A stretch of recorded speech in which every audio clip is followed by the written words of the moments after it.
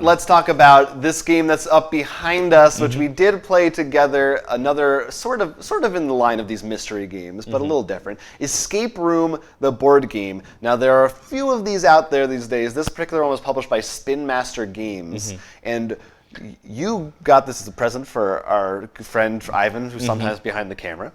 Yeah. And we did the first 2 of 4 included scenarios. If you haven't done an escape room, there's a series of puzzles. You have an hour to complete them. And the way this one works is there's a device that you actually have to find the right keys and put them in the right order in the slots, and it electronically will tell you if you're right or not before you can move to the next section, which is a very interesting way to solve the problem of doing an escape room without somebody overseeing it or something like that.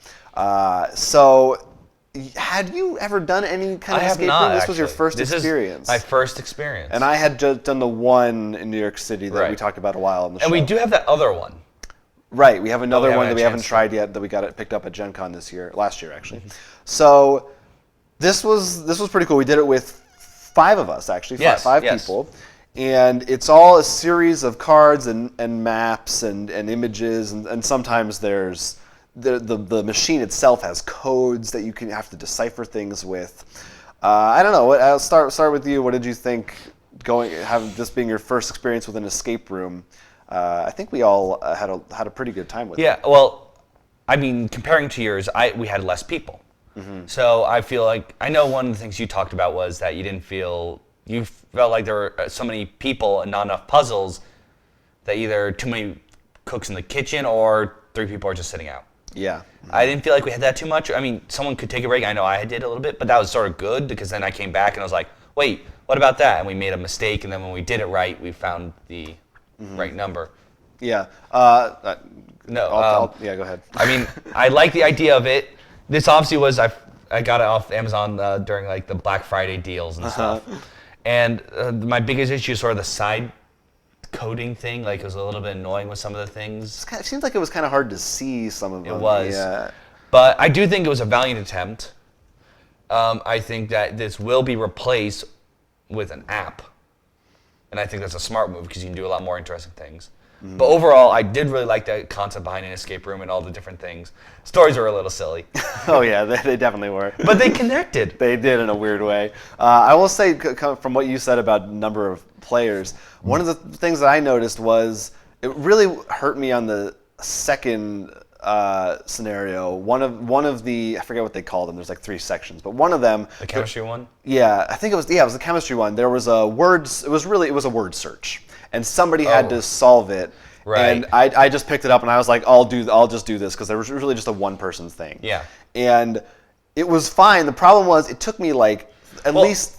Well, Garrett said the same thing about the Sudoku puzzle. He had to double check every number on there. Yeah. Well, here my particular problem with it was once I finished with it, which was like at least 3 to 5 minutes, I didn't know what you guys were doing. I couldn't stop anybody and say, can you explain to me what's happening, because we were on a timer. So for the rest of that section, I really felt like I couldn't help. Because I had focused all my brain power into this dumb thing.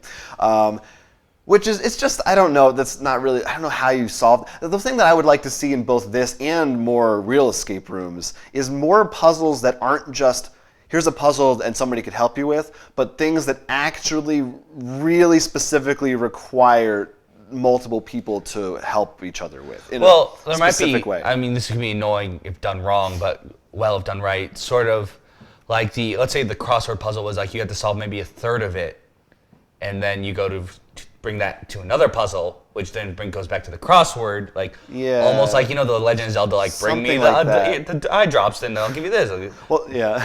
But like not that annoying when it's just one chain. It's like has to be a back and forth kind of deal. Zelda's kind of what I was thinking of, where in the multiplayer Zelda, as the easy example, there's 3 switches, and 3 people have to be standing on them to move forward. But I don't know how you replicate that in in a board game to like make 3 people do something at the same time. For Once instance. again, these mystery games still. They elude us even to this day. But overall, like you said, I agree. I mean, especially for this is not, I don't think, a really expensive item, and especially compared to if you're doing the real thing, that's going to cost you way more. So it's a great solution for that, to have fun at home, and you can easily find this. This room did, while it had some math, I wouldn't say really required anything beyond general addition.